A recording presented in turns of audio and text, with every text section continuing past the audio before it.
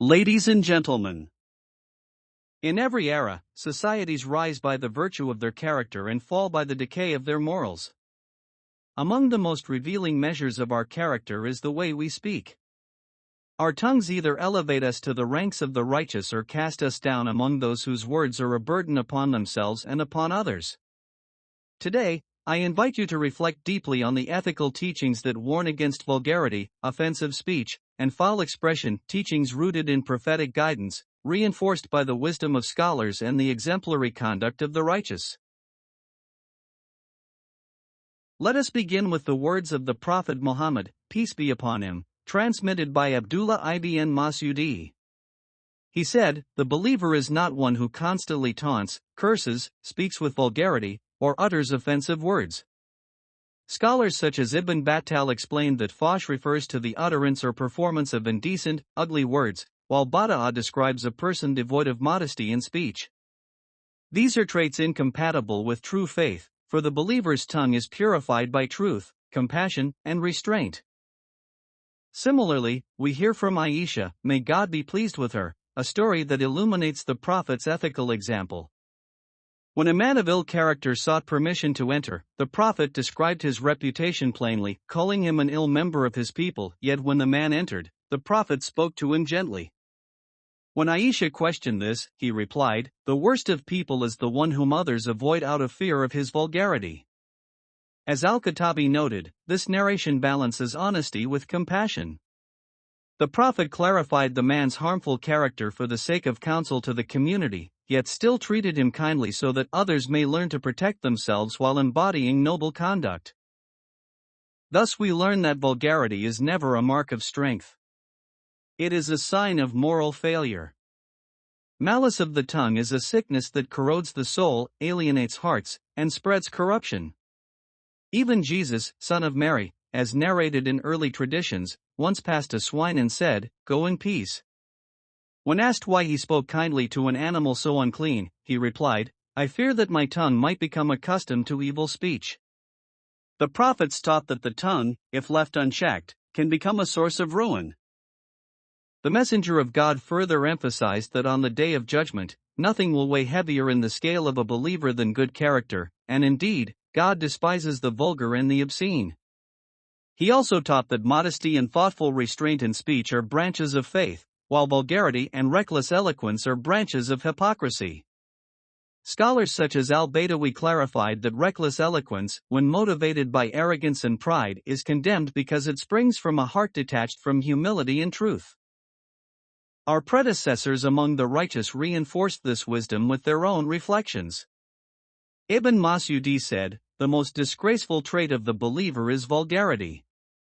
Abu al-Darda once witnessed a sharp-tongued woman and remarked that silence would have been better for her. Ibrahim ibn Maysara warned of the terrifying fate awaiting the vulgar on the day of judgment, describing them as appearing in the form of a dog. Ibn Abdullah reminded us that vulgarity is born of hypocrisy, bringing gain in this world but great loss in the next. The noble scholar Al-Anaf ibn Qais described the vilest disease as a foul tongue coupled with base character.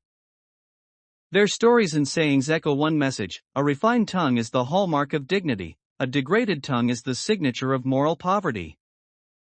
Speech, however, is not merely a social tool, it is a reflection of the soul. Scholars like Ibn Habban emphasized that a person who becomes accustomed to vulgarity rarely produces good, for modesty is the barrier that prevents one from falling into all prohibited behavior. Al-Mawardi taught that even expressions which may appear truthful can be reprehensible if their form is ugly. The great thinkers of old reminded us that the beauty of a person's intellect is displayed in the beauty of their speech. Yet the term fash, vulgarity, has various applications in classical texts. Sometimes it denotes immoral acts such as adultery, at other times it refers to repulsive behavior, severe miserliness, or anything that exceeds the boundaries of balance and propriety. It can describe ugly acts, ugly words, or anything whose nature is grossly out of proportion. When applied to speech, it includes everything from direct insults to openly describing indecent matters that ought to be expressed through respectful implication. Scholars like al-Nawawi and al-Ghazali taught us the noble art of using refined euphemisms in place of crude expressions, highlighting that propriety in language is integral to Islamic ethics unless clarity and instruction demand otherwise. The consequences of vulgarity are grave. The one who indulges in vulgar speech deserves punishment in this life and the next. People avoid such individuals, not out of humility, but out of fear. Vulgarity is a mark of hypocrisy, a sign inconsistent with complete faith. The vulgar are despised by God and estranged from both Him and His servants. Worse still, vulgarity spreads like a contagion, corrupting communities, eroding trust, and normalizing indecency. And yet, for every moral disease, our tradition offers a cure. One cure is constant remembrance of God. The Prophet counseled an Arab who sought a simple path to salvation, saying, "Keep your tongue moist with the remembrance of God."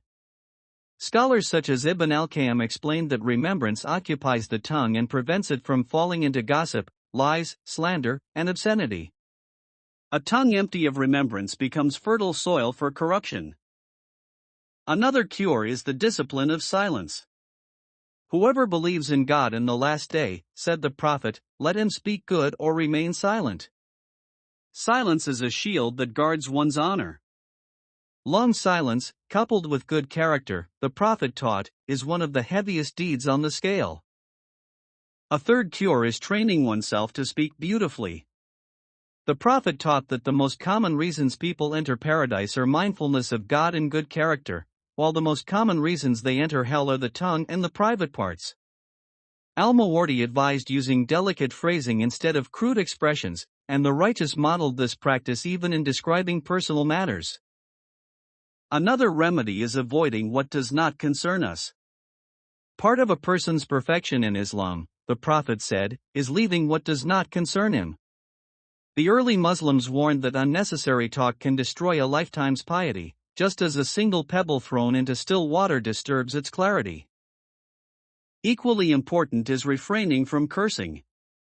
The Prophet said, "It is not fitting for the truthful to be one who curses," and he forbade companionship with animals or people upon whom curses have been invoked. And perhaps the most powerful remedy is modesty. Modesty beautifies everything it touches, while vulgarity tarnishes even what is good. Ibn Abd al-Barr elegantly stated that modesty drives a person away from indecency just as faith does, and thus modesty is a branch of faith. Finally, one must choose companions wisely. A person follows the religion of his close friend, the Prophet said, so good companionship nurtures noble speech, while corrupt companions normalize vulgarity. The sages of old wrote poetry urging us to associate with the virtuous, for companionship is a school whose lessons shape our character.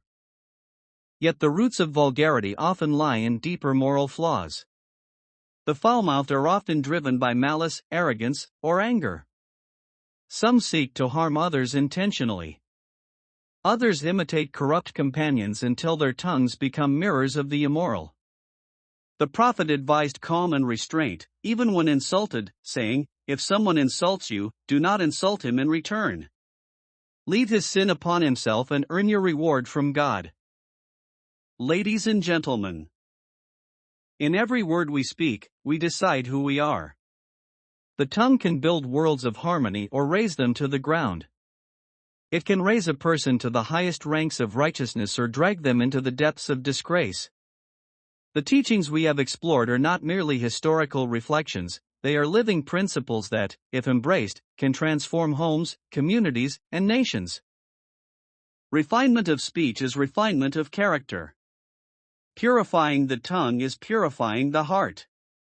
And when the heart is purified, every step of one's life becomes elevated. Therefore, let us discipline our tongues, refine our speech, rise above vulgarity, and embody the noble character that faith calls us to. Let our words be instruments of goodness, sources of peace, and reflections of a heart aligned with truth.